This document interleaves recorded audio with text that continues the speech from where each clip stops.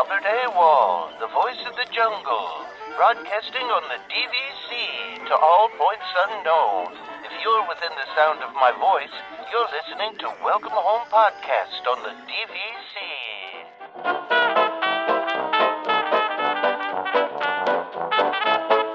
Hello and welcome home. This episode of Welcome Home is brought to you by DVC Resale Market. Thank you for joining us on episode 338 of Welcome Home, a Disney Parks and Vacation Club podcast. I'm Tom, here with Trevor. How's it going, Trevor? Hey, pretty good. We just talked for a while. One thing I didn't say to you. We had a big business meeting. We had a business meeting. We had a business thing. Meeting of the board of Welcome Home Podcast. Right. But for good reasons, not like bad reasons or anything like that. So don't think there's bad things. These are good things. But what I wanted to talk about first though, Trevor, I didn't say this to you because we were busy talking about other stuff. Mm-hmm. But it's snowing here, like a lot. That's funny. Yeah. So last weekend we had the ice, right? Yep. And now this weekend we are getting actual real life snow. And it's funny because we're there, forecasting about 7 inches of snow. The last time we got 7 inches of snow, Trevor, here was 2014. And like before that was like another like 20 years before this. Like we don't get snow like this. It's very rare. But I was like, Trevor's going to laugh at this because here I am, like 7 inches of snow is like snowpocalypse for where I live. But like for you, it's a Tuesday, Yeah. I mean, and the funny thing is we're on the opposite end of it where we're back to unseasonably warm. It was cold. We had a cold snap and now it's above zero, which to us is actually t-shirt weather. And I know that sounds crazy if you don't live in the north because you're probably going, what the heck? There's still snow on the ground, but we're not bothered anyway. You don't care. Yeah. Yeah. Yeah. So yeah, that's funny though, that I have been seeing, sorry, this is probably not the nicest thing, but I've been seeing all kinds of reports of like, understandably there's been a lot of cold weather happening down the States. And I know you guys are all like, some of you are like, you've been talking about, planning for staying warm and all that. And yes, as a Canadian, I'm looking at it and going like, oh yeah, like that's a joke. Yeah. That's been like since November for me. Okay. But I get it. Like if you're not prepared for it, if you're in a place where it's not, it doesn't happen regularly, it seems very unnatural and, you don't quite know how to handle it. But, yes, because I've been in it for so long, all I can kind of do is laugh and go like, yeah, you got snow. Like, okay. Listen, it's different. It's just different. It's it's just a whole different thing. I understand why you find it hilarious though. I would too, I think. Because it is kind of weird. I will say on the flip side, when you guys have heat waves, like when it gets hot here, like? well, I have experienced like really hot, and like when it gets up like around. When it gets to like 35 degrees here, which is like, I want to say in like the 90s, something like that. Like when it gets that, like anything above 35. That's 95. Yeah. 95. So like to me, that's like, I'm like, I don't want to go outside. I don't want to go near anything, but and I know that like it, it's the same kind of thing really at the end of the day is it's like, you talk about like, oh yeah, if it's really hot out, you make sure you're staying hydrated, you make sure that you got sun protection, all that.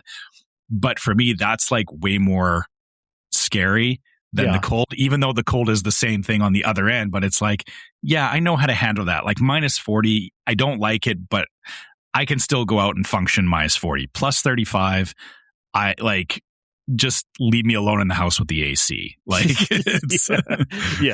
I understand that. I get that. It makes sense. It does. So, no, it's just weird though because it's snowing and there's snow on the ground. We usually don't get snow that sticks either. Like that's the thing. That's the other part of this, right? Is that like we'll get snow, but it'll melt within an hour, right? Like this is like actual sticking snow. It's like windy out. It's crazy. It's a whole thing. So my daughter is very excited. But here's the thing. extraordinarily unprepared for this, right? Like I don't have any like, snow stuff at all. Like I don't even have a heavy jacket, Trevor. I just don't need one, right? Like I just, I don't have something I can wear like on a daily basis for 19-degree weather, The trick is layers. Layers. You don't need a heavy jacket. What you need is a windbreaker. So something that will like stop the cold air from coming in. And then you just need a layer underneath that just acts or just gives like an air gap basically between your outer layer and your inner layer. And you'll actually stay warmer than like getting a heavy jacket. Yeah. So yeah, that makes sense.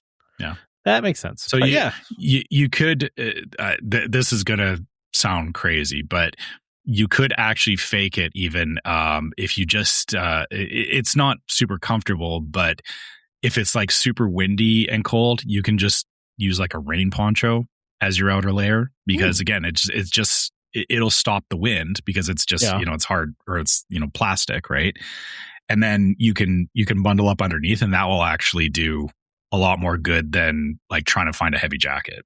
Nice. Well, listen, some of our listeners are going to need this tip as well if they're traveling to the parks because I saw Orlando is also got like 30-degree weather, which is crazy for Orlando. There might be actual snow in Disney World, not the Snope or whatever the Snope, fake, the snow soap or whatever it's called.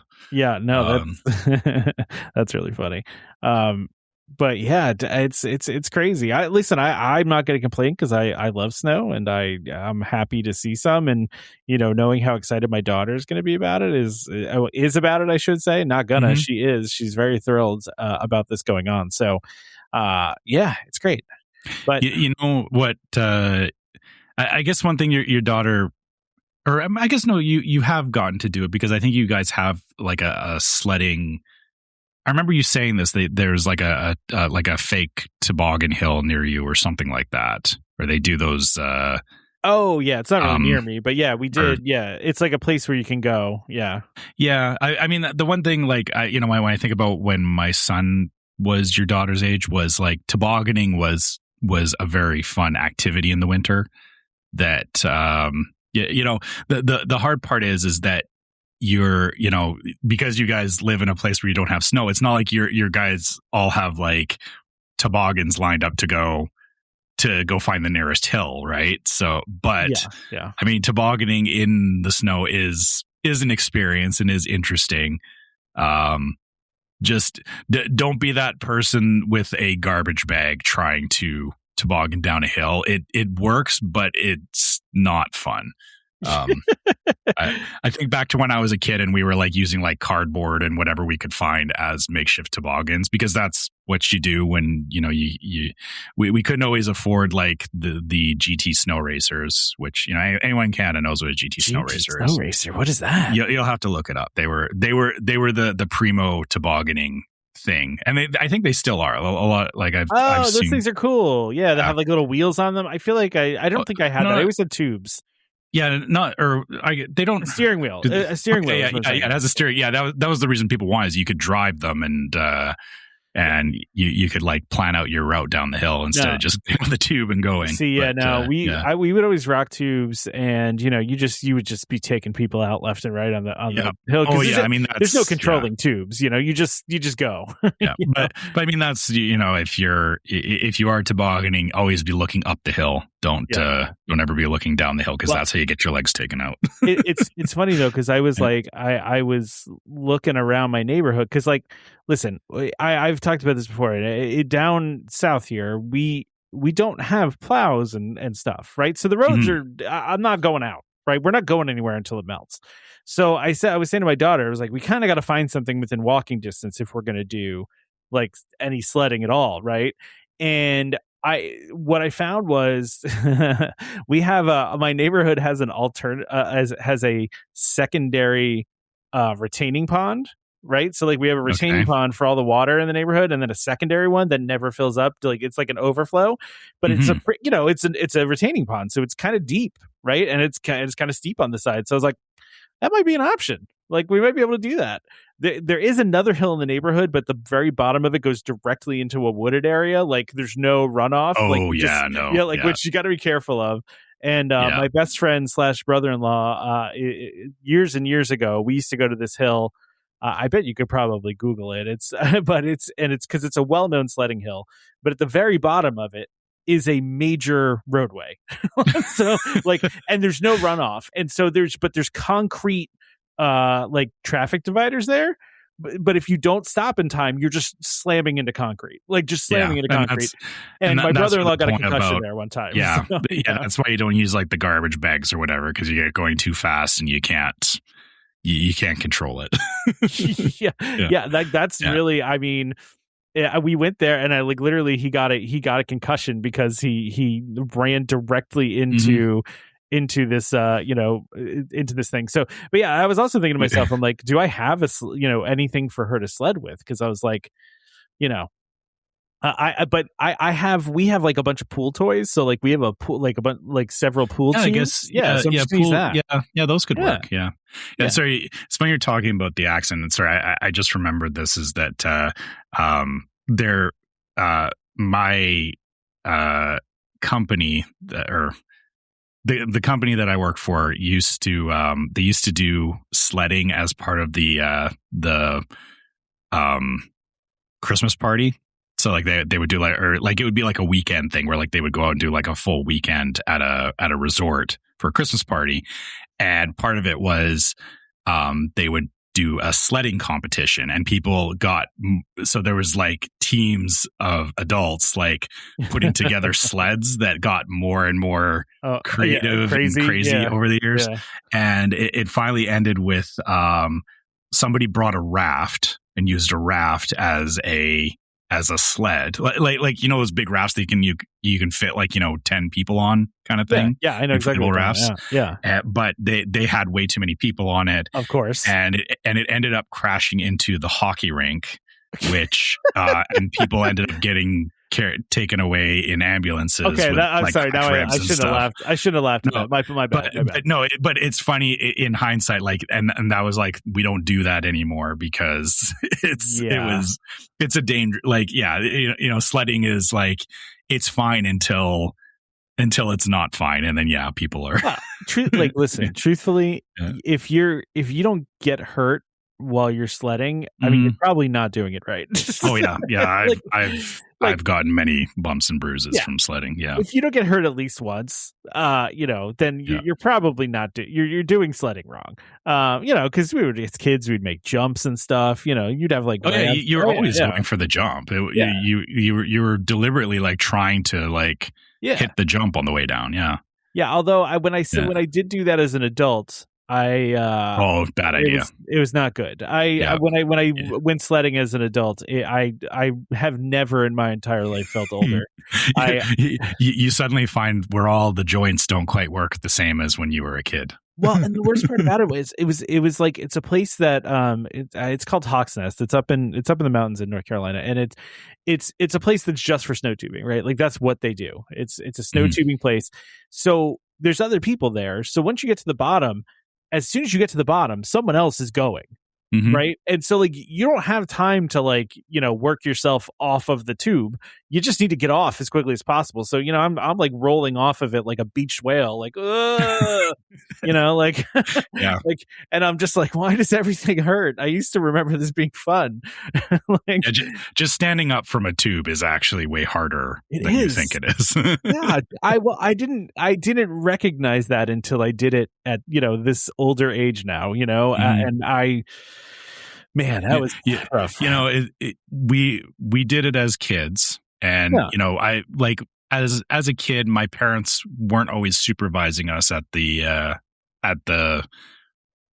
toboggan hill. But then, yeah. But then as we got older, like it was a lot more feral, I guess, when I was a kid because we were just, doing whatever. But, as an adult, it was like, oh yeah, I want to make sure I supervise my kid and rightfully so. Like I see it now, like, every toboggan hill, there's like, it's not just kids, there's parents out there, whatever. But yeah, like you said, as a parent, it's like, you remember that, like, what you did as a kid. But, I always, when I was a kid, I always wondered why my parents didn't participate in the stuff that I was doing as much, or they would just kind of stand and watch what I was doing. But then as a parent, now you understand Oh yeah. why they weren't like jumping in and like, they didn't get on the trampoline with you. They didn't, they didn't go tobogganing with you. Stuff like that was, I get it. Yeah. There is a reason for it. Yeah, I 100% get it. Mm-hmm.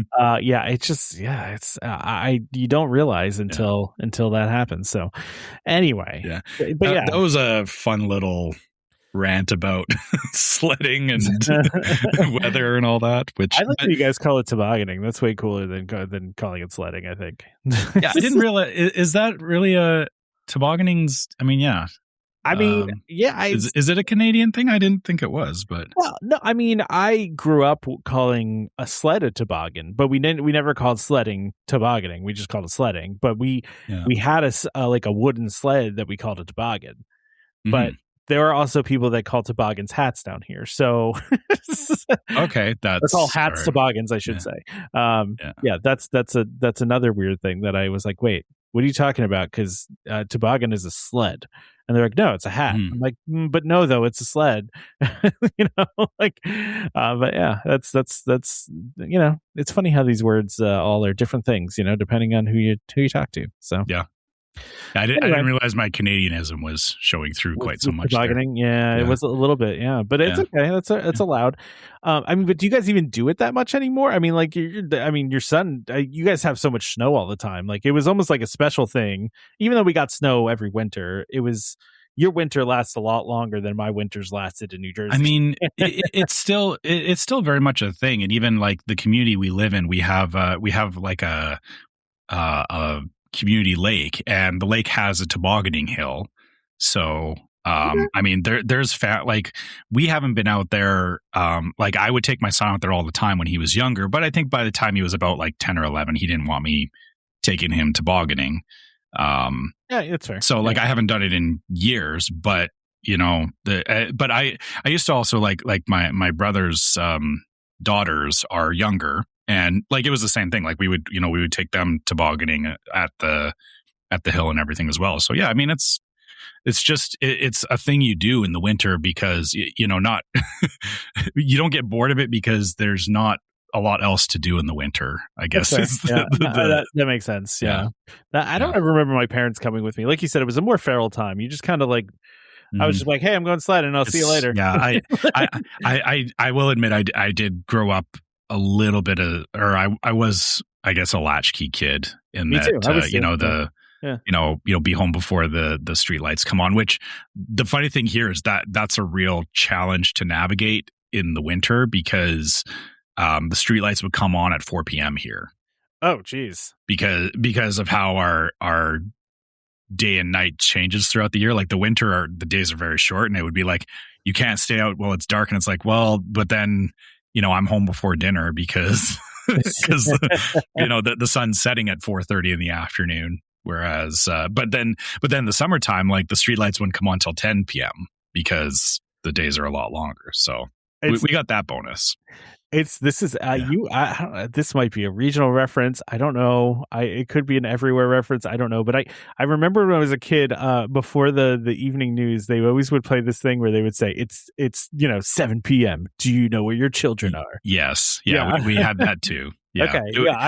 It was definitely a thing growing up that my parents didn't have any idea where I was. And even I did actually talk with my mom about this a while ago, where I was telling her like the stuff that I did as a kid, and she was actually like shocked at the places that we went and the potential trouble we could have gotten into because we were like playing in like construction sites and stuff. And we used to do all that stuff when you were a kid. My mom doesn't know half the stuff I did, but anyway. Sorry, Mom, if you're listening to this. I'm not sorry. I already told my mom. So it's all good. She can't do anything now. She can't exactly now. So anyway, we should talk. Right. Let's actually get to the show. Can we talk really briefly though about what we were talking about before the show, which is show related? So. Yes. So I guess back to our business thing. Actual things about the show and stuff. So. Sorry for the tangent. I apologize, everyone.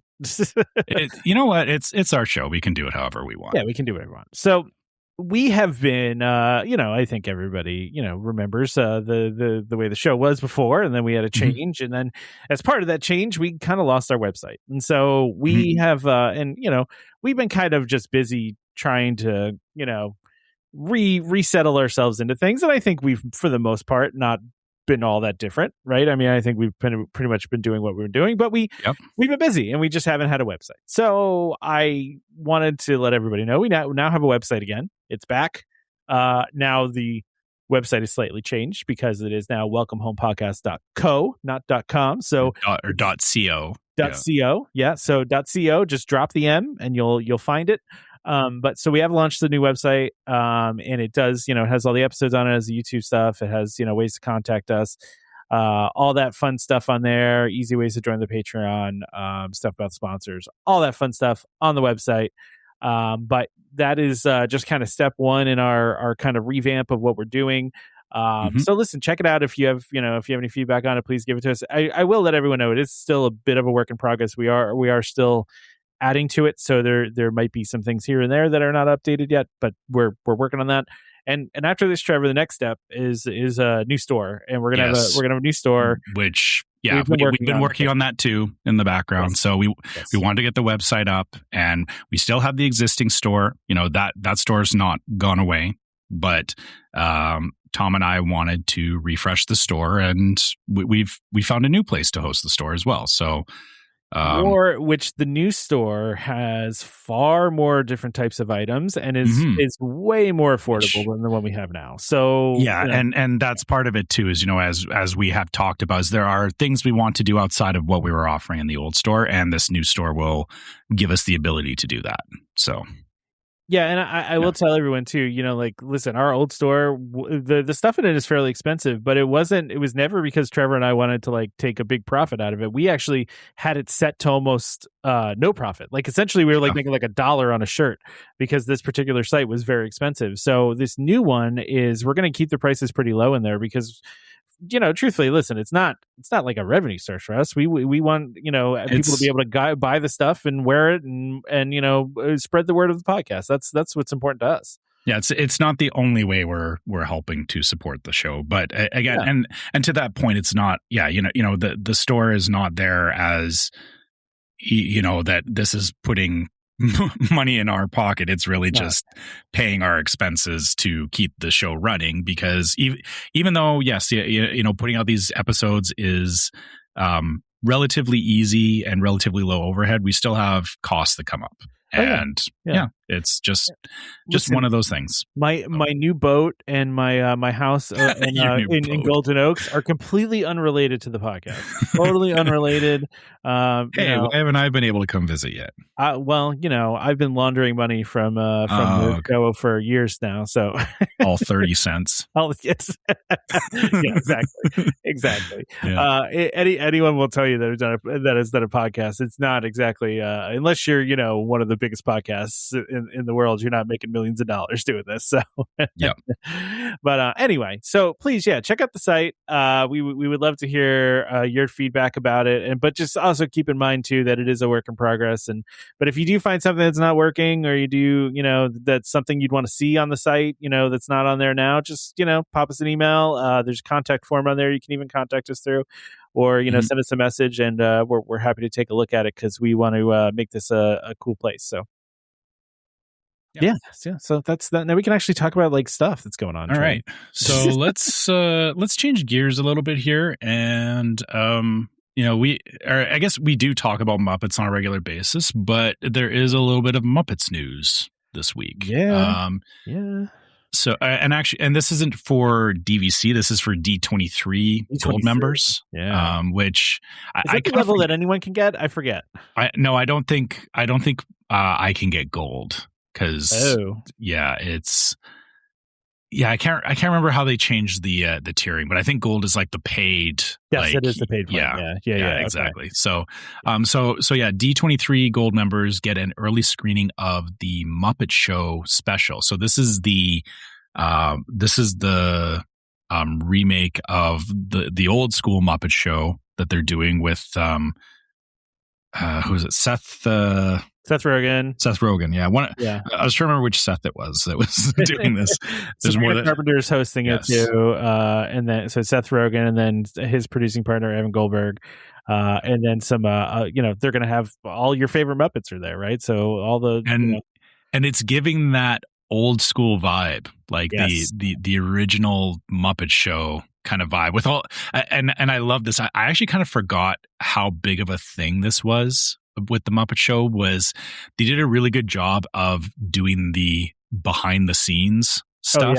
Where there was like the main show where they would do like skits and stuff, but there was always like the them talking in the wings and stuff like that, which I'm kind of excited to see that again. I hope that they're able to maintain that energy that the old shows had for that. So they're they're really bringing it back to the old, to the old format too. They're doing a variety show, and they're doing it in the the Muppet Studios, and I mean, everyone's going to be there, including terrible Kermit. But that's terrible Kermit.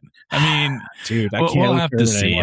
Maybe he got feedback. I don't know. I can't with Kermit anymore. I just no, not maybe he got. It's been too long now. Okay, it's been too long. He needs to be better. I mean, fine. we'll leave it there. But either way, they said that they're getting the preview of it. Yeah. And it's happening on February 3rd, which is actually coming up this next week. So hopefully, that'll be Tuesday. So if you're listening to this after it came out on Monday, this is tomorrow. So if you're a gold member, I'm sure you got an email about it. But they're gonna have this this free preview thing. It's awesome. Yeah, it's cool. I'm looking forward to it. I want to see what kind of feedback it gets, and when it comes out for the rest of us, I'll be excited to check it out. Yeah, no, I mean, it's going to be out on the 4th, and it's going to be on Disney Plus, so that'll be easy enough for you to watch, right? Yeah, I'm definitely going to watch it for sure. I'm glad that they're doing more stuff with the Muppets always. So, I mean, anytime they're doing more things. It's funny. People were. I don't want to say. What's the right term for it? They weren't like in my head. I want to say crying, but they weren't crying about it. But there was a lot of like the Muppets 3D going away. Yeah, there was a lot of like but why are they changing it? Whatever, and it's like, but the interesting thing is now that they've kind of taken that away, I feel like there's more Muppet stuff coming now because like the fact that it's not hooked to Muppet Vision. But so it's funny because between the Rock and Roller Coaster redo and they're launching the show and we keep hearing more and more stuff about like they have intent to do more with Muppets as a franchise. I feel like Muppets Vision was kind of holding them back a little bit. Yeah, I can see that. And that might be a hot take that some people don't like. That I know Muppet Vision 3D was endearing and all that, but yeah, I don't think we would be getting the stuff we're getting if it was still there. So, food for thought. I mean, I do feel like though, I mean, they're obviously having the Muppets take over Rock and Roller Coaster. So it's, I mean, they're, I don't think that would have happened if Muppet Vision 3D didn't close. Okay. Yeah. That's just putting it out there. Yeah. I get that. Yeah. I get that. I mean, that was you. So you're saying they were like, okay, we're going to close Muppet Vision 3D, but we got to throw them a bone here and and do something else with the Muppets. So we'll have the it kind of I think it kind of like prompted something in them because they were closing it. They were like, oh yeah, now we need to do something with it, right? Like there wasn't an urgency to do something with the franchise because of the fact that Muppet Vision's 3D was there. Okay, right? Like yeah, I think that makes sense. Yeah. Okay. Yeah, I get what you're saying. Yeah. So the other piece here, we'll talk about this briefly, Trevor, just because this is not a ton of information. But one of the things that as they're working on this Tropical Americas land, which I don't know if you've been looking, people have been sharing pictures. I think it's going up quick. I'm not seeing the construction Oh yeah, photos you of got to it. see some construction photos. Yeah, because it's, I mean, like there's like a straight up building already for the for the Encanto ride. I mean, it's really coming up quick. But you know, and maybe that'll be in this other, I don't know, this Cars and Villains Land, not okay. But yeah, it's there's a lot of pictures floating around of construction there. You know, of course you're getting like the overhead pictures from the helicopters that people are taking, you know, because that's always a thing too.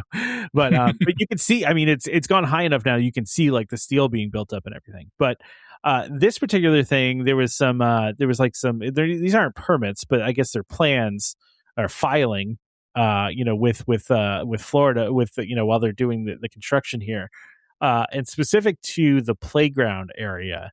Which, listen, one of the things that really bummed me out about Tropical Americas, the closing of Dinoland, I should say, was the closure of you know, the boneyard and that play area over there, because my daughter really liked that, and I think I really like that stuff in Disney parks. Like it's a weird kind of thing where you just, there's a random playground in a theme park, but it makes sense, you know. Playgrounds need to exist in theme parks. Agreed. Like, full stop. They need to be there.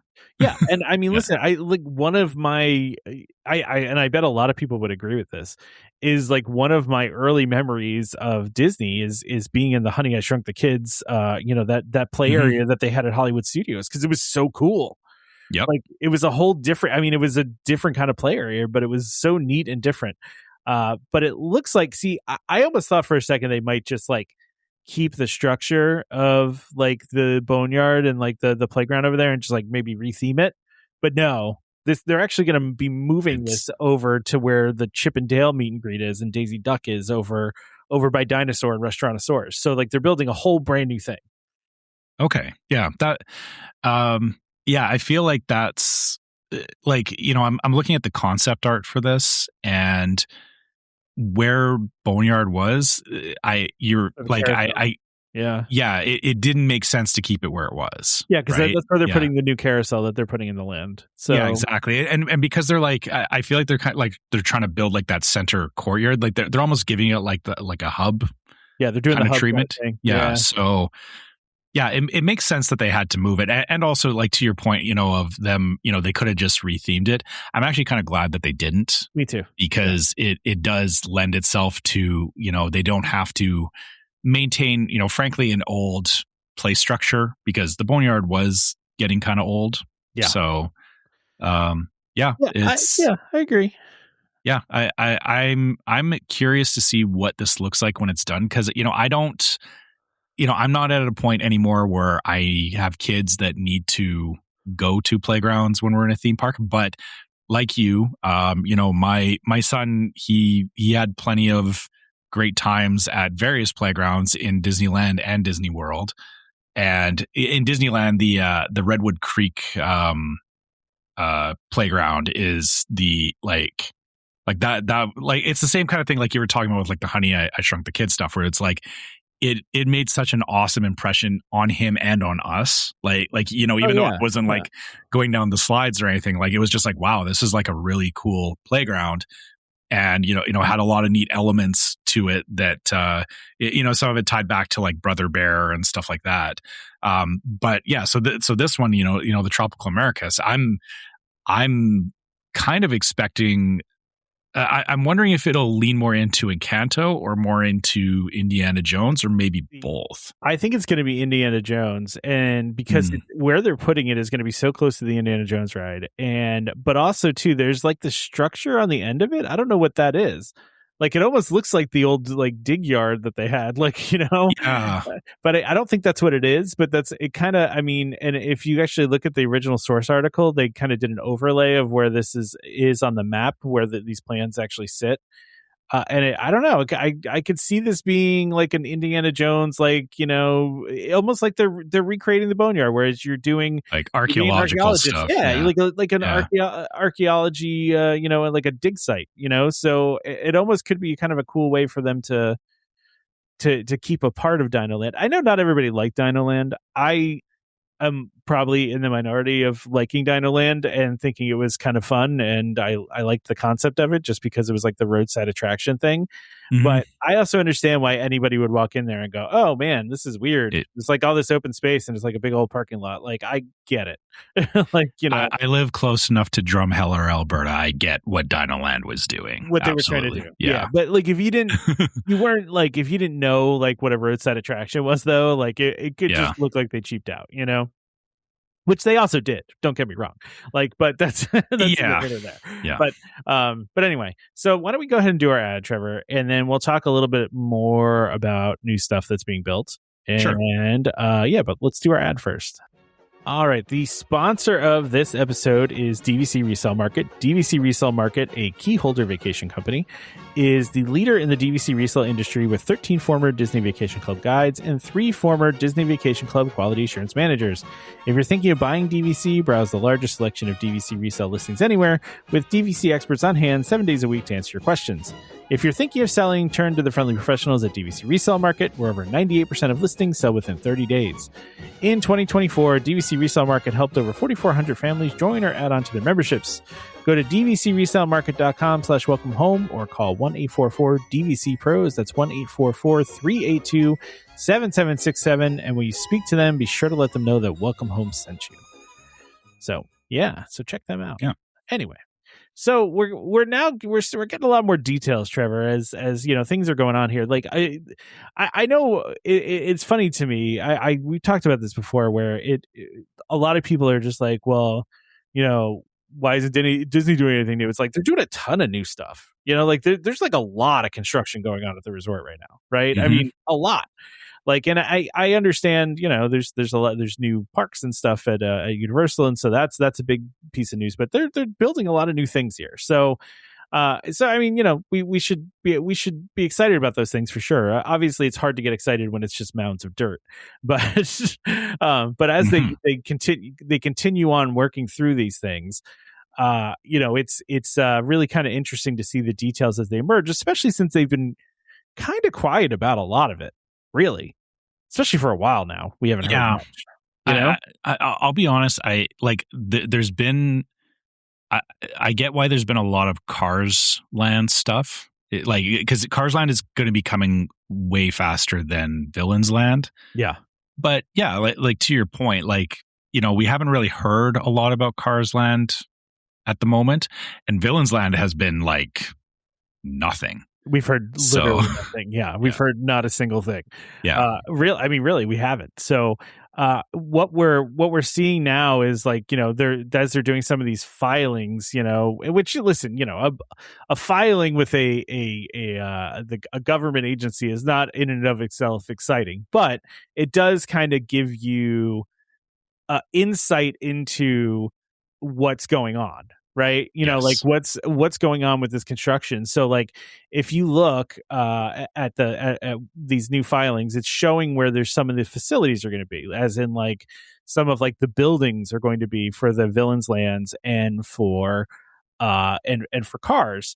And so there's two gigantic buildings. And by the way, I think one of these buildings is the reason why we're getting the Haunted Mansion work that we're getting, because it's kind of in the line of sight of the queue.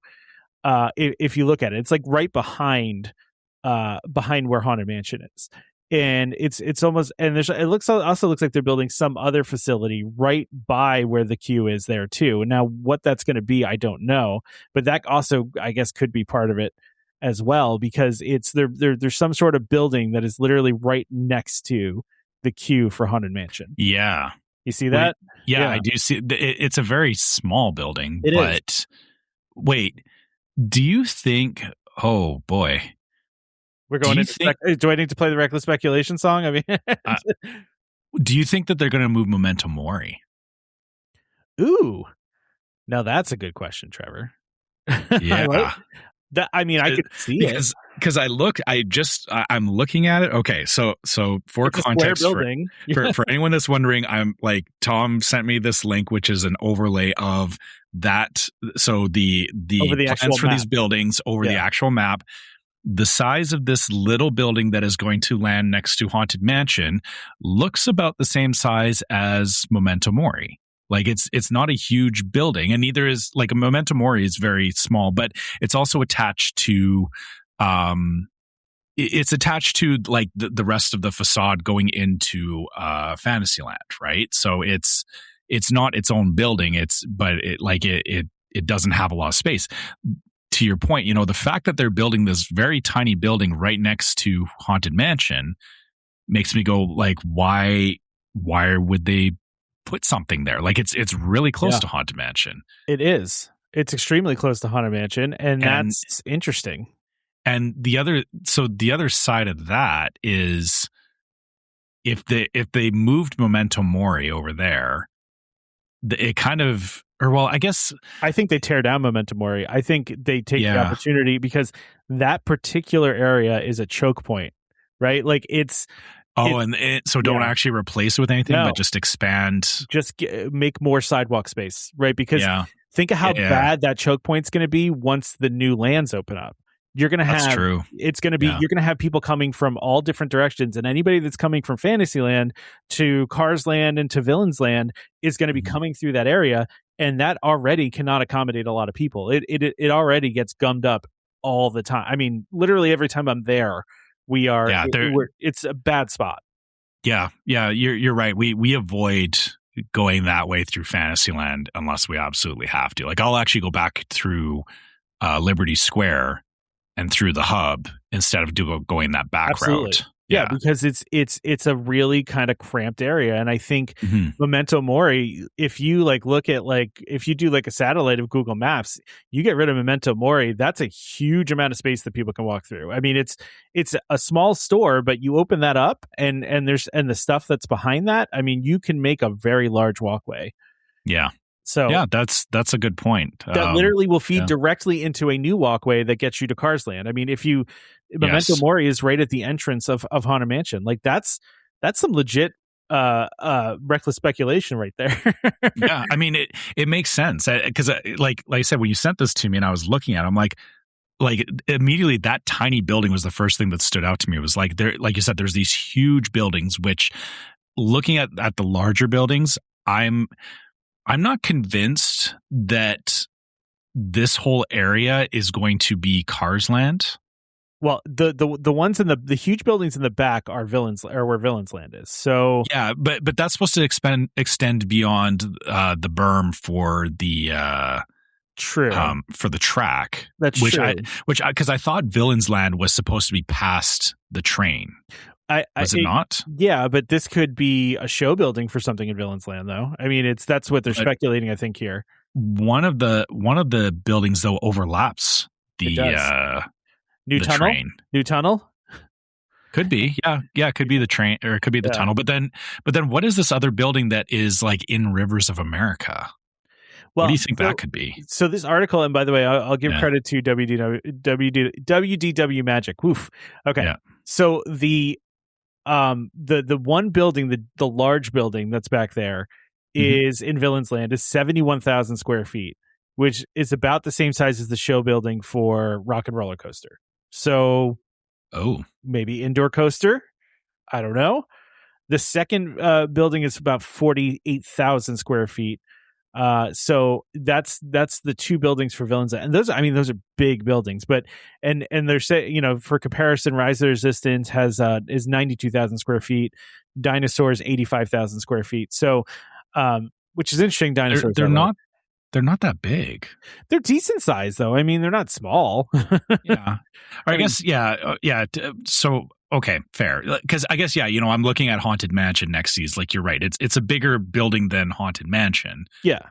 But I guess we're kind of used to or sorry, if I'm thinking indoor roller coasters need a ton of space. They do. Yeah. So listen, nothing compares to Cosmic Rewind, which is 197,000 square feet. Although I think that's the largest one in existence. So yeah, I don't think they've ever made a bigger building than that for a roller coaster. So this is really, really interesting to me, because without actually knowing what they're doing in Villains, like they haven't even said what there's going to be in Villains Land, right? Like we can see in the concept art that there's certainly a roller coaster of some sort, right? And so there's going to be a roller coaster, but we don't know what that's going to look like. And this could just be the inside portion, right? Obviously. So there's probably going to be an outside portion too, I would think. Yeah, to that point, the coaster doesn't necessarily need to be exclusively indoor. Exactly. Yeah. Now I also wonder though too if this one facility that almost that is like literally just it almost looks like it's just like a tunnel, right? Mm-hmm. It is a long straight piece. I almost wonder if that is going to be a tunnel, right? Because the reason why I'm saying that is you are going to need some sort of separation between Cars Land and also Big Thunder is right there, right? It's almost like you would want some sort of like almost like the tunnel that they have for Star Wars, right? For Galaxy's Edge, where it enables you to keep everything out around it, right? Like it actually does like that transforming, into a different place where you're actually getting away from Hollywood studios, It's the portals in Epic Universe. I know you haven't seen that or know what I'm talking about, but anyone who's been to Epic Universe, the portals fit that same functionality. Yeah. It's all the same concept. Yeah. Yeah. So, but I don't know if that's what it is. It seems kind of long. And I also anticipate that I assume there's going to be stuff next to Big Thunder there because that's not going to be water anymore, I wouldn't think, but I don't know. Mm-hmm. But yeah, I don't know. That's all going to be that Piston Peak attraction though, correct? That's all kind of in the middle, right? Yeah. Yeah. That's all kind of in the middle. Where Tom Sawyer Island was. Yeah, you're right. I didn't realize how much space there was actually like on the back end of Tom Sawyer's Island. Yeah. There's a lot. There is so much unused space there that they're going to be filling stuff into. And yeah, I guess I was honestly thinking that Villains Land was going to be further back. Like I didn't I thought the train was closer. I guess the train seems closer, but it's a very odd thing that they're I guess if Villains Land is like straddling the train, that's kind of that's going to be very interesting because you'll have a section of the train that like, how do you hide that, right? How like you're just going to have like the Walt Disney World Railroad running through Villains Land? Like, I guess it makes sense. Yeah, tunnel. They're building a tunnel, right? That's what's going to happen. They're going to build a tunnel. But that whole section will be a tunnel. Yeah, kind of seems like it. Yeah, kind of seems like it. It's interesting though because that one straight piece, like you don't really get that far back in the concept art for Cars Land, right? Like there's no that like doesn't exist in the Cars Land. At least what we've gotten so far. You know? So this is, I don't know, it's going to be interesting. It's there's a lot of obviously we're going to learn a lot more sometime soon here. I think all the Cars Land stuff is pretty straightforward, right? Because clearly there's going to be indoor parts of that ride and outdoor parts, right? It's looks like just mostly like there. Buildings for like there's going to be shops and stuff there too. Like that's what I'm kind of thinking this is like there, there's going to, because I believe there going to be a like a restaurant or a quick service there? I don't remember. It says it's also expected to include themed dining and shopping locations that fit into the Frontierland style. Exactly. So yeah, a lot of these buildings are that. Like it's not even just because I think a lot of the attraction is outdoors for Piston Peak. So yeah, these buildings are facilitating exactly that. It's going to be dining and all that. But then, that long one, I was thinking, maybe it was like storage or something like that. But yeah, if you're saying it's a tunnel, that makes sense.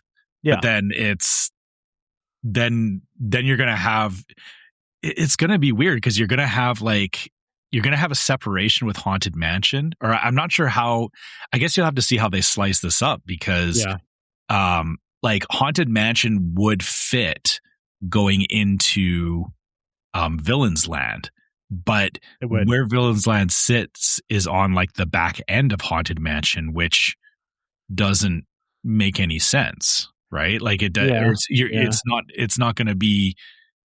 It's going to be strangely connected if they. You're right. They have to do something. There has to be like a portal or something that they're using to kind of split those two lands. Yeah. That's kind of what I was thinking, but I mean, I don't really know. Obviously, we're just. I mean, I didn't play the reckless speculation song, but we're recklessly speculating. So, because we honestly nobody knows at this point, except unless you work in Imagineering. But I wouldn't say this is speculation, only because of the fact that we're just looking at building positioning and pretty much, yeah, pretty much. I guess we are speculating on what those buildings could be, but yeah. I mean, I think it's pretty safe bet to say that these are going to be show buildings for Villains Land. Those are two really big buildings. Like, what else are they going to be? I mean, they got to be, right? Yeah. And I mean, we don't know what this little square next to Haunted Mansion is going to be. We don't know what this Cars Land stuff is going to be, but we have to assume it's all part of the attraction and part of the land. So, that's really what we have to guess here, because we don't have any more details. Well, we will probably soon, though. I mean, I'm assuming they're going to start talking about this kind of stuff soon. Yeah, I'm betting we're going to get a whole bunch more Piston Peak stuff here going into 2026. I'm not honestly expecting that we're going to see anything about Villains Land for like another year. You're not wrong. Yeah, that's my feeling.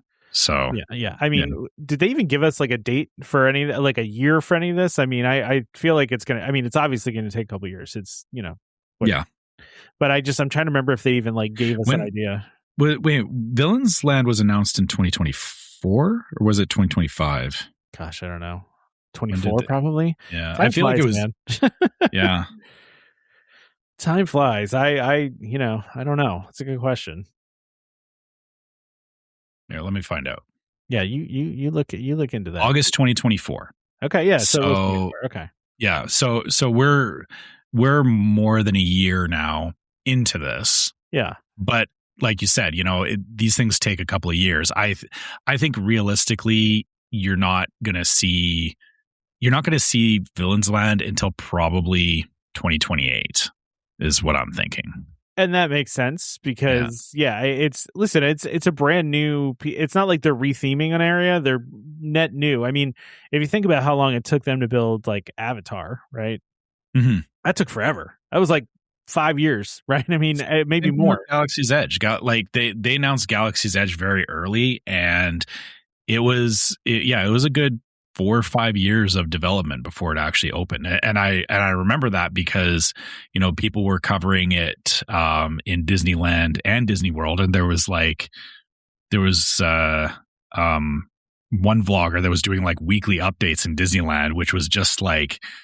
I remember I like went and looked at it, and it was like weeks of like they moved this dirt pile. And I was like, okay, like it's yeah. That's exactly. Yeah. But this is going to be interesting. By the way, this the other somebody's speculating in the article here that they're saying that the building by the Haunted Mansion could just be like, an extended queue or restrooms.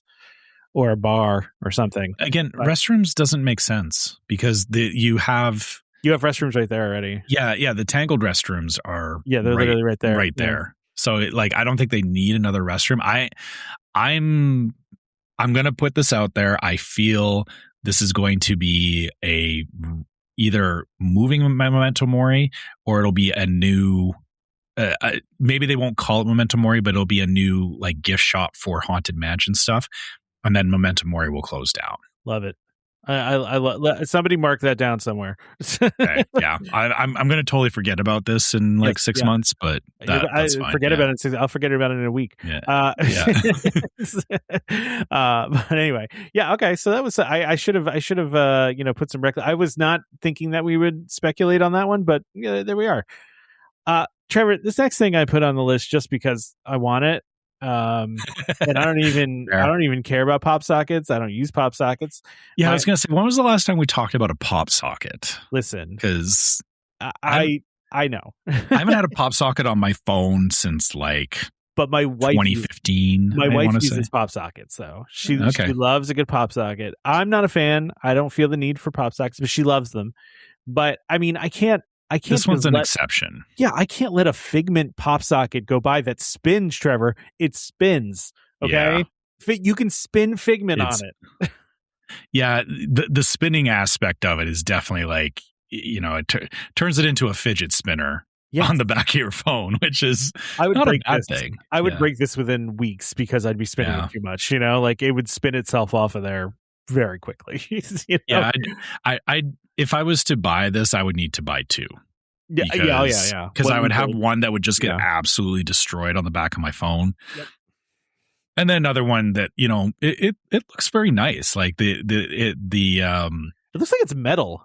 I was seeing, I was gonna say it looks like a pin, right? Like Yeah, it looks does. like a metal pin. And then yeah, you know, the coloring and everything on it is just it looks really nice. It's really cool, and Yeah. I love this time of year when the arts festival is going on, because we get you know, all this really cool Figment merch. You know, like Mhm. Figment gets his time in the sun. You know, like every time we have the Festival of the Arts, it's all Figment all the time, which is great. Like it makes me happy, because Figment should just always be getting all the love that he's always getting. You know, that not always getting. You know what I mean? Yeah. So it's nice to see when all this different Figment merch. Although I feel like, I don't know, I feel like Disney keeps like leaning into Figment and then leaning out. You know, like there's just, you know, It's an ebb and a flow thing. You can't. I guess. I mean, you know, I get what you're saying, that, you know, you want more Figment, but it is very much a double-edged sword, right? You know, just like we talked about with Muppets and everything else, is that, you know, there's time to lean into it, but then they do need to back off, because, you know, absence makes the heart grow fonder. Yeah. And you know, it gets people, you know, more excited for it. And then when they bring it back, it's like, oh, you know, the next thing, and it kind of builds that hype up again, right? So, I think it's not bad of them to, you know, limit how much they're doing of it. And you know, I think if it was all Figment all the time, you say you want that, but I don't think that's what you actually want. Yeah. All right. Listen, you gotta find balance. You know, Figment appreciates balance, I think. Even though he's very chaotic, I think you gotta find balance. he likes the balance. That's fair. Yeah. I think there's one thing all of us really want, that I feel like we're going to get eventually. We just don't have now, and that's the ride to be redone. Right? Yes, agreed. Like all they need to do is take it back to two versions ago. Take it back to the original. Like literally, just make it an updated version of the original, and people would be very happy with that. Like you don't even need to do anything new. You probably won't like me saying this. Oh no. But I think that they may have similar problems to like how Rocket Rods ruined the People Mover in Disneyland. Oh yeah, well, that's fair. I get, like, I know there's a whole other section of that building that they're not using. I feel at this point there's probably something that has been done that can't be undone, and just putting it back to the way it is as actually going to be more work than just redoing the whole ride. Just gutting the whole thing. Yeah. I still believe it should be an Omnimover. But I still think it should. I think it should be a trackless. Trackless. I guess it could work as a trackless too. But I don't know. There's not enough Omnimover rides, in my opinion. Really? Okay. I think there could be more, and especially in Epcot. Like Epcot specifically, the only Omnimover there is Nemo, right? Yeah.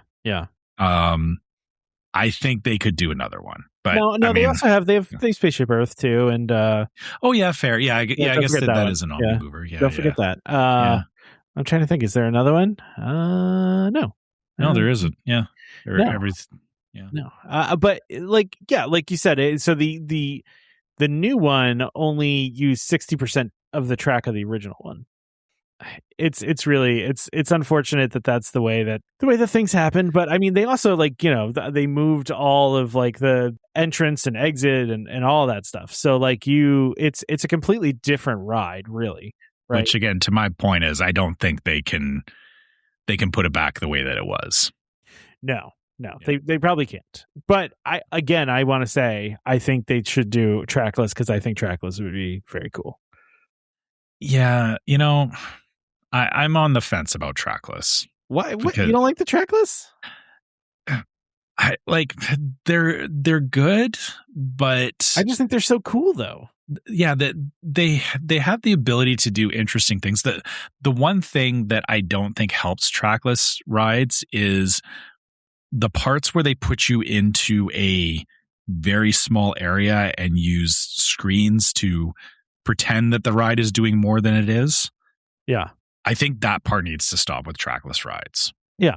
Because I think that because it's basically turning it into a simulator ride, like a Star Tours or something like that, which, to your point, yes, trackless rides are cool, but they kind of waste some of the potential by shoving you in a corner, making you watch a video for 30 seconds. I understand. I understand that. I get that. I think though, I think you can do it in ways that are, I just think it would be really, it plays into the chaotic nature of what you can do with Figment. You know what I mean? Like, and yeah, you're right. I guess it kind of like Mickey and Minnie's that, I don't know if you paid attention to the stuff. Like, I didn't realize how in depth Mickey and Minnie's Runaway Railway is, but like to the point where there's elements that happen like once in 100 rides kind of thing. Like there are. Yeah, have you heard about the video? I didn't watch that Imagineering video. So there's like the Loch Ness monster shows up at one part in the ride, but it's like extremely rare. Like like you could ride it like 100 times and not see it kind of thing. That's crazy. Okay. Yeah. So I didn't know that. I that's news to me. Was that in the Imagineering video that they put out about it, or I don't know if it was in the Imagineering video, but I saw a video specifically talking about that, and it might have been a clip from the Imagineering video. I actually. It was one that just came out. I almost put it in the rundown, but I didn't. So yeah. But yeah, there's stuff like that where like the ride is deliberately programmed in a way that there's unique elements that you may never actually see, which is both cool and maddening at the same time, because you want to see it, but yeah, like you're right. I guess Figment could go the same way, that you could have where the vast majority of ride throughs play out a certain way, but then every once in a while you get something just slightly off, right? Which yeah, that's why I like the track list though too, is because every ride is a little bit different because you're taking different paths. Now the paths are defined, but you don't really ever know where you're going. That's how like Rise of Resistance is like that, where like there's the ride is almost completely different, just like when you go on it, because it takes you in different ways, and it's kind of that's what I like about it is there's that randomness to it, the re-rideability piece.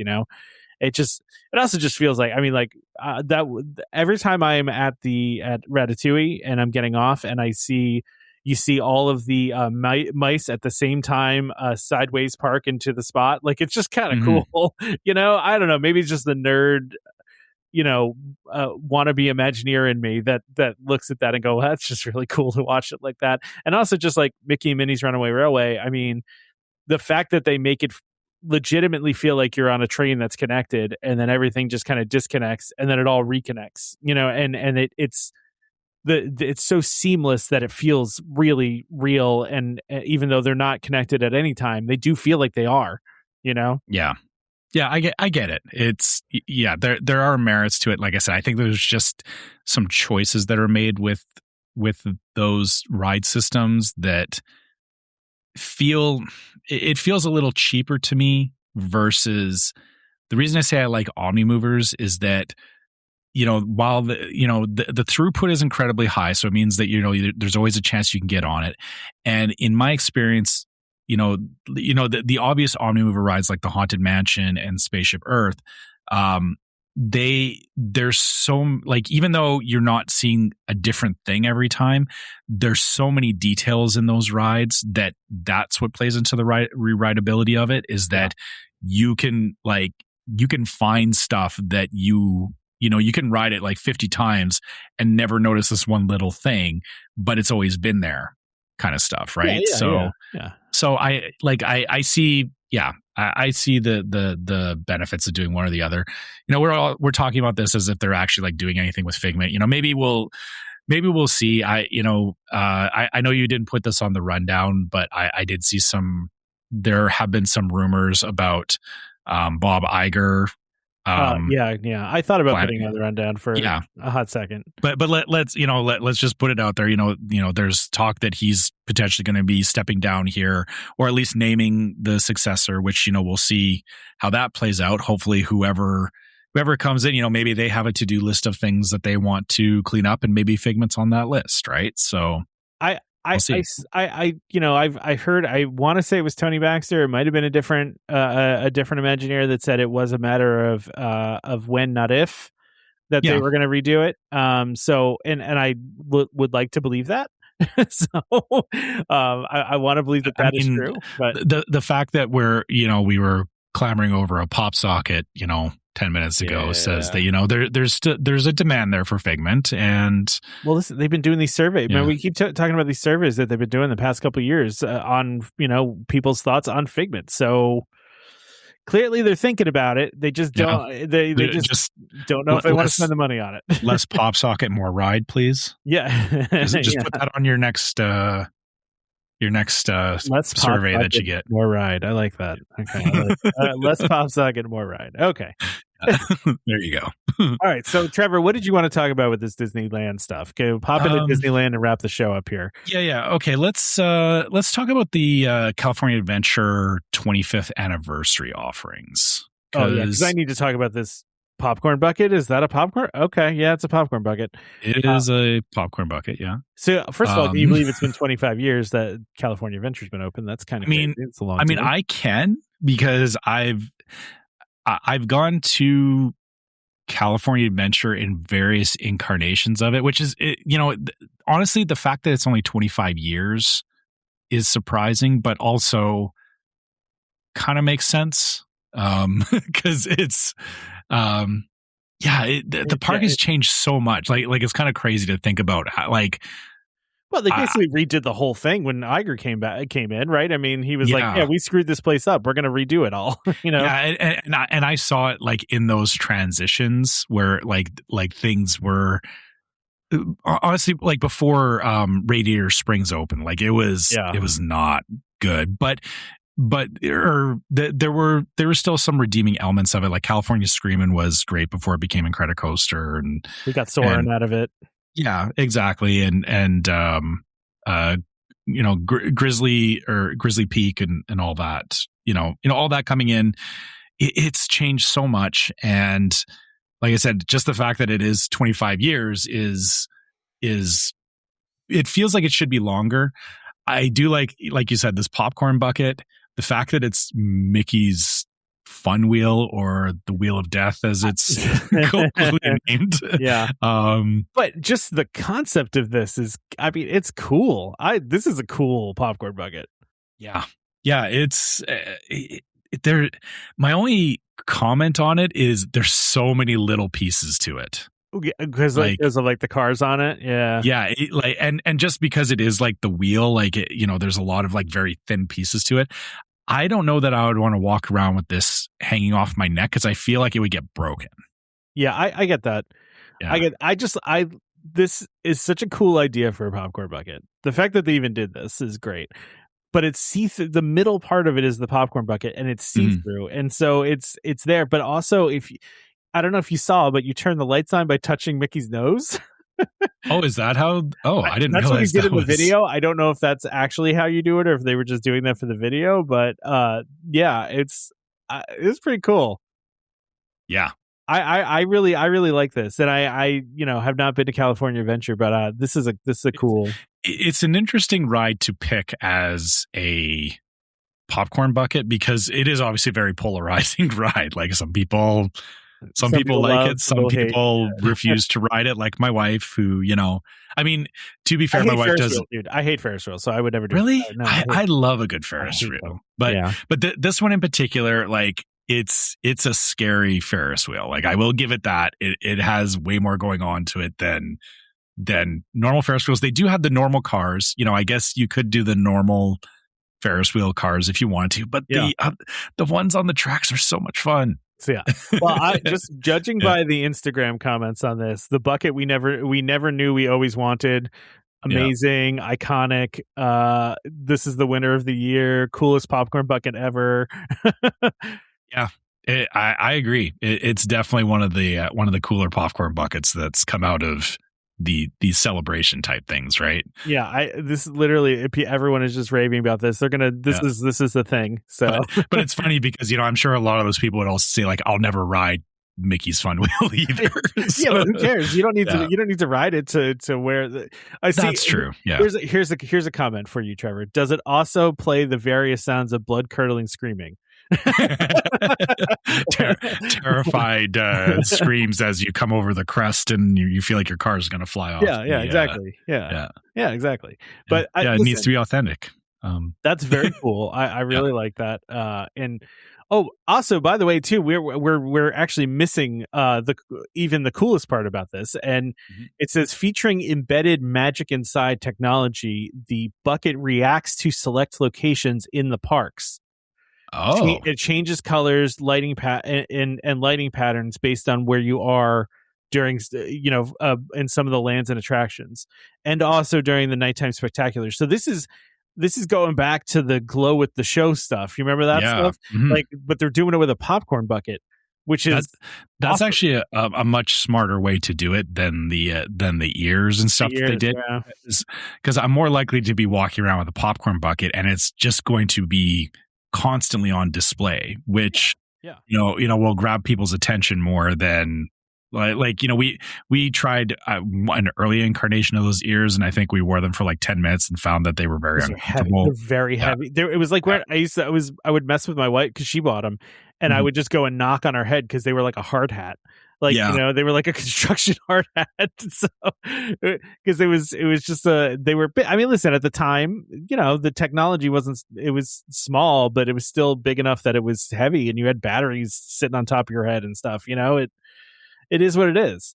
But like I said, putting it into a popcorn bucket is I hope that this is something you see a little more of, where having interactive elements to the popcorn bucket, because there are people that, like my wife is very much one of these people that will buy a popcorn bucket and walk around with it, and having it interact with different elements in the park is smart, in my opinion. It's a great way to incentivize it even more than, it's already a cool popcorn bucket, but take those elements and do more popcorn buckets in the same way. Yeah, absolutely. Absolutely. Now, the other thing, so outside of the popcorn bucket, I have to say, I do really like the merch that they did for the 25th anniversary. I thought you were going to comment on Mickey and Minnie's outfits that are interesting. No, I'm ignoring those because I don't know what to think about those. They're a little. They're interesting. There's a lot of colors going on, which I'm not usually opposed to colors, but they feel very 90s. They feel very throwback. I don't even know what it's not even 90s. It's like early 2000s. Yeah, I guess when the park opened, right? It's that does make sense. So I'm not vibing with it quite as much as other 90s apparel, but further down on this list, there's what is this set called? I don't even know what the set's called. It's just the 25th anniversary set. Yeah. So they have it shows the Carthay Circle Tower, but it's done in the same aesthetic as like around Carthay Circle, which also, funny enough, gives the same vibes as Tower of Terror before they redid it to Guardians of the Galaxy. So I kind of like it because it's reminding me of, like, I know it's showing like the current state of the park, but it reminds me of weirdly of like a good part of the park that is no longer there. Okay, that's fair. So I like it. I like the aesthetic of the 25th anniversary because it is giving the Carthay Circle stuff is like very like 1930s, 1940s, which I like that. I like that aesthetic on the merch for sure. Yeah. They also just, they're bringing back Soarin Over California to Soarin. So on February 6th. So if you are a fan of the original, you can go see that. Yep. So and what about, are we going to talk about Humphrey? I don't know how much I care about this. Really? You don't care about Humphrey? Not really. No. I'm a little disappointed. I didn't know that anyone cared about Humphrey. Okay, I mean, I remember him from the cards, from cartoons. I mean, because there was the ones with him and Donald in I liked Humphrey. It was like I always enjoyed seeing him in the various like I like him. cartoons. I just am not like clamoring to go meet him. I don't know. Well, but maybe you'll find he's more endearing than you think he is. He is going to be at Storytellers Cafe, which is in the Grand Californian, I believe. Yeah. So kind of a deep cut, to be honest. Like, yeah, a little bit. You're right. I didn't think that they would do like a Humphrey meet and greet, but you can go and meet Humphrey. I feel like that, they're pushing that. It should have been Humphrey and Donald. Like, I think those two together would be an interesting meet and greet. But the fact that they're diving into more obscure characters, I'm not opposed to that. Oh no, listen, I'm always in favor of them going back to like older characters, obscure characters. I don't know. I just didn't have a attachment to Humphrey. Like I know of him, but he's it doesn't do anything for me. I don't know. Maybe just me. No, that's fair. I mean, like I said, I remember watching the Sunday Wonderful World of Disney cartoons, and he would always show up in there. So yeah. Okay. Yeah. I don't know if there's anything else you want to mention here, Trevor. No, but, I mean there's stuff about Downtown Disney as well, but it's I mean, there's a Bananas Foster beignet over at Beignets Express, and I mean, I would tear that up. But I mean, it's beignet, but like that's that's nothing like. No, it's not special. Yeah, it's not. I mean, they're always doing new takes on beignets and stuff like that. So, yeah. All right. Well, let's wrap it up. I think that's good. Yeah. Let's wrap it. Yeah. All right. So, I guess, if you want to reach out to us about anything that we did talk about on the show today, you can always find us at welcomehomepodcast@gmail.com. You can also find us through the website now. So, just a reminder, we have our website up and running again, which is welcomehomepodcast.co. So you can go there and you can find episodes. So, as the episodes come out, they'll be posted up there. We are working on the website. There will be more stuff added as we go, but you can also contact us through the website too. It just sends you to the email address that I mentioned. So, you can, send us questions, send us feedback, thoughts, any of that kind of stuff. Similarly, we are on other social media platforms. So you can find us on Facebook as Welcome Home Podcast, YouTube as Welcome Home Podcast, and Instagram as Welcome Home Pics. We also have in Facebook, there is our group Welcome Home Disney Waitlist. Again, another place that, we have conversations about stuff from the show, but also just, people talking about their general Disney experiences and stuff that they're doing with Disney. I've seen, love seeing people talking on there, asking questions about like, what was one that I saw recently? It was, I think somebody was asking about planning for, I think it was Ashley. It was asking about, ways to entertain their 4-year-old while they're waiting in line for rides. Oh yeah. Love seeing discussions like that. Love seeing, you guys, it's not just about us in the podcast. It's, it's about everybody talking about Disney and enjoying Disney stuff. So, come join us in there and, talk about Disney stuff with us. And yeah. It's always a good time.